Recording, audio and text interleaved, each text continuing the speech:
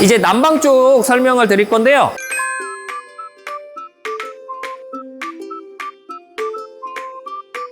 난방도 열교환기는 똑같은 열교환기예요. 사이즈 차이가 있을 뿐이지 다 똑같고요. 시스템도 거의 똑같습니다. 공급 온도 한 100도 넘는 온도의 중온수가 들어오고 있고요. 그 나오면 저 열교환기를 지나고 나온 온도는 38도 이 정도 되는데 여기 안에서 지금 열교환이 다 일어나는 거죠. 근데 아마 지금 난방을 거의 안 쓰시고 계셔서 TCV도 거의 잠겨 있고 그런 상태이기 때문에 아마 거의 멈춰 있는 상태인 것 같아요. 이제 2차 측을 보시면 지금 난방 세팅 온도를 45도, 지금 낮 시간이고 거의 이제 난방을 사용하지 않는 시간이시기 때문에 아마 외기보상 운전으로서 한 45도 세팅을 해놓으신 것 같아요. 그래서 지금 45도로 공급이 되고 있고요.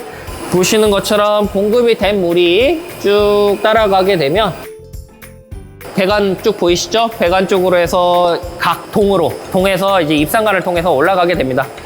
원래는 저기 위쪽에 기수분리기라고 해서 조그만 통이 하나 달려 있어야 되는데요. 그거를 설치를 하셔도 되고 이제 오른쪽에 보시는 것처럼 팽창 기수분리기라는 제품을 설치를 하셔도 되기 때문에 이쪽 위에는 기수분리기가 설치 안 된 상태로 들어오게 되고 있습니다. 기수분리기는 간단하게 말하면 온수 중에 공기를 빼는 장치라고 보시면 될 것 같아요. 에어를 빼주는 장치를 이쪽 밑에다 설치를 대신했고요. 들어오는 물이 세대를 지나서 들어오게 됩니다. 역시 펌프로 와서 펌프에서 다시 열교환기로 들어가고 열교환기에서 다시 딱 데펴져서 올라가는 시스템. 열교환기에서 데펴져서 계속 순환하고 있다고 보시면 될 것 같아요. 저쪽 뒤쪽으로 가보시면 여기 차압 유랑 조절 밸브가 거의 비슷한 밸브가 하나 설치되어 있는데요. 차압 유랑 조절 밸브는 아니고 차압 밸브입니다. DPV라고 저희가 말을 또 하는데요. 난방이 공급이 많이 안 된다고 하면 그러면 물은 계속 정체가 되겠죠. 입상관 안에서. 왜냐하면 세대를 지나가지 않은 물은 다시 환수가 되지 않기 때문이죠.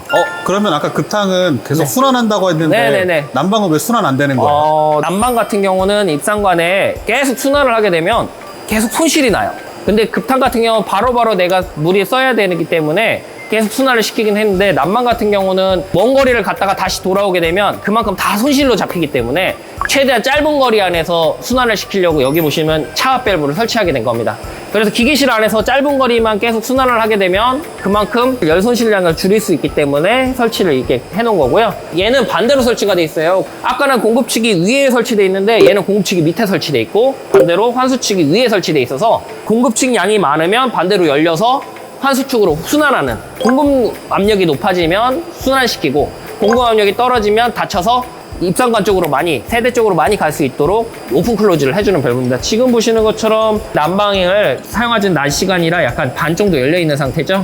이렇게 반 정도 열려있는 상태가 돼서 반 정도는 지금 기기실 안에서 계속 순환을 하고 있는 상태가 됩니다. 그래서 이 밸브가 만약 정상적으로 클로즈가 안 된다면 어떤 현상이 나타날까요? 난방맨님? 제가 볼 때는 뭐 일단은 압력이 올라가겠죠. 이게 열려야 되는데 안 열리면 압력이 상승한다는 네, 거 맞아요. 말씀이시고 네. 반대로 열려있으면 어떻게 될까요? 열려있으면 이제 기계실 열교환기에 물려있는 그 전체 동에 난방 불량이 발생할 걸로 예상이 됩니다. 네, 왜냐하면 입상관 쪽으로 가야 되는 물이 그냥 기계실 안에서 순환을 하고 있기 때문에 그쪽으로 그 물이 안 가는 거죠.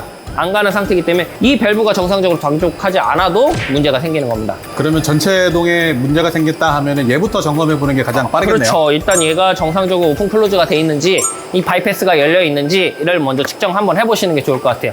얘가 열려 있으면 여기에 있는 물려 있는 세대들은 난방 불량이 전체적으로 일어났을 겁니다. 근데 저층부는 아마 되실 거고요. 약간 높은 층에서는 불량이 나타나게 되죠. 왜냐면 거의 100% 열려있는 상태로 망가지진 않고 한 중간쯤 열려있는 상태에서 망가지기 때문에 한 반 정도는 불량이 나타날 수밖에 없는 거죠. 유량이 한 반 정도 주니까요. 그래서 이제 그럴 때는 이 밸브를 점검을 해보시면 될 것 같아요.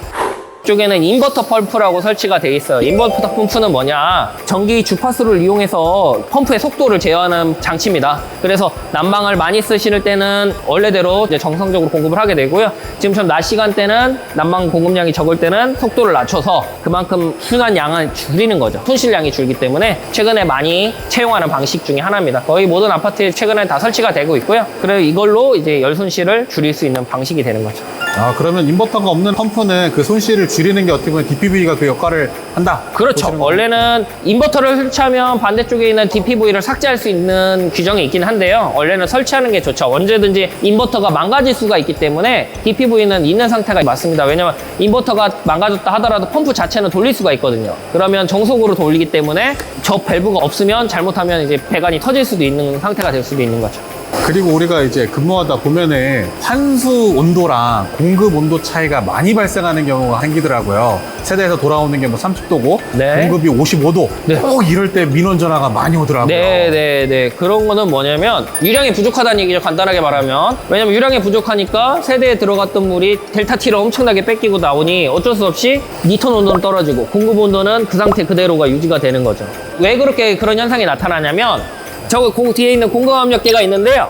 공급압력계가 지금 오바를 가리키고 있어요. 오바면 50m로 올라갈 수 있다는 얘기죠. 이게 아마 1바나 2바 아래까지 떨어져 있을 겁니다. 그 얘기는 뭐냐? 배관내 안에 물량이 많이 떨어졌다는 얘기죠. 그러니까 물이 어딘가에서 공급이 안 되고 있다는 거예요. 물이 빠졌는데 그만큼 공급이 돼줘야 되는데 공급이 안 됐다는 얘기인데 그거는 이제 시수 공급 배관이 있는데 시수 공급 배관을 한번 찾아볼까요? 시수 공급 라인이 있습니다. 시수 공급 라인에 정화 밸브가 있고요. 일정한 압력으로 다운시켜가지고 들어오게 되면 얼마나 보충이 되는지 측정하는 유량계가 설치되어 있고 그 물이 보충수 간 쪽으로 들어오게 됩니다. 그래서 이거를 항상 아까 말했던 오버까지 계속 유지를 시켜줘야 되는데 이 밸브가 망가지는 경우가 생길 수가 있어요. 정화 밸브가 망가지면 막혀버리는 거죠. 물을 충수를 해줘야 하는데 충수를 못 해주는 상태에서 이 밸브가 망가져 버린 거죠. 압력이 안 뜬다. 그러면 이 바이패스를 여셔서 순간적으로 공급을 해주셔야 되는 거예요. 공급을 해주셔서 압력이 다시 상승할 수 있도록 조치를 해주셔야지 임시 조치는 가능하고요. 이 밸브는 교체를 해주셔야 됩니다. 복지기관차 옆에 빨간 통은 뭐예요, 저거? 이게 어떤 역할을 하냐면요. 팽창 탱크인데 팽창 기수 분리기라고 하긴 하는데 보통 팽창 탱크라고 하죠. 팽창 탱크는 어떤 역할을 하냐면 물은 온도에 따라서 팽창도 하고 수축도 하게 되죠. 온도가 올라가게 되면 팽창을 할 거예요. 팽창을 한 만큼 이 안으로 받아줍니다. 반대로 온도가 떨어지게 되면 수축이 되죠. 그때는 이 안에 있던 물들이 다시 밀어주면서 들어가게 되는 거죠. 그러니까 항상 배관 내 압력을 일정하게 유지시켜주는 보충 탱크라고 보시면 될 것 같아요. 이게 없으면 배관 내 압력이 상승, 하락을 계속하면서 충격을 먹게 돼서 배관이 손상되는 현상이 나타날 수도 있는 거죠. 그래서 그런 충격을 흡수해주는 장치라고 보시면 될 것 같아요. 그러면은 저 팽창 탱크 안에는 물로만 가득 차 있는 건가요? 그러면 물 탱크인가요, 저게? 소리 들리시나요? 이 안에는 튜브가 있고요. 튜브 안에 물이 들어가고 그 바깥에 이제 에어가 차져 있어요. 왜냐하면 일정 압력으로 누르고 있지 않으면 계속 부풀게 되겠죠.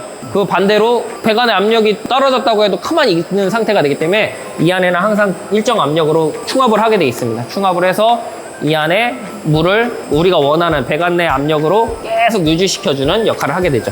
이 소리가 보시면 맑은 소리가 나는데 만약 안에 있는 튜브가 터지게 되면 뭉퉁한 소리가 납니다. 물이 꽉 차 있는 드럼통 소리가 나게 되는 거죠. 그래서 점검하실 때 보통 이렇게 한 번씩 쳐보시면 맑은 소리가 나는구나 라고 생각하시면 될 것 같아요.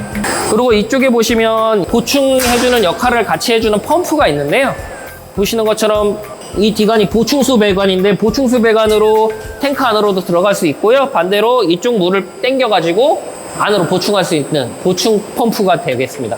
원래는 팽창 탱크로 해서 그냥 압력으로 이렇게 할 수도 있는데 얘는 이제 팽창 탱크 물을 일정 압력으로 보충해주는 역할을 하는 거죠. 지금 보시는 것처럼 세팅 압력이 있고요. 여기 보시면 5.5라고 세팅을 해놓으셨고 5.5 이하로 떨어지게 되면 이 펌프, 밑에 있는 펌프가 기동이 돼서 이 5.5까지 올려주는 역할을 하게 됩니다. 마찬가지로 이 펌프가 정상적으로 기동이 안 되면 아까처럼 압력이 떨어지는 현상이 나타나겠죠. 압력이 떨어지면 보충부 난방 불량 현상이 나타날 수도 있습니다.